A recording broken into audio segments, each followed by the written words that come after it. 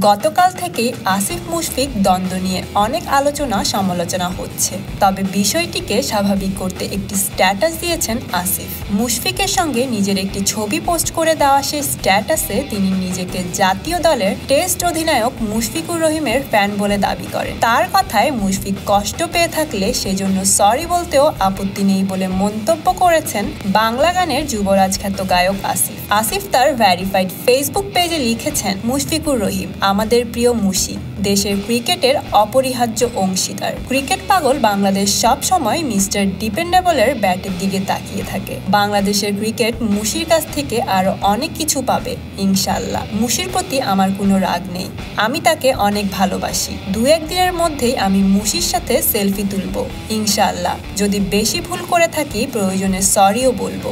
জয় হোক ক্যাপ্টেনের, জয় হোক ক্রিকেটের।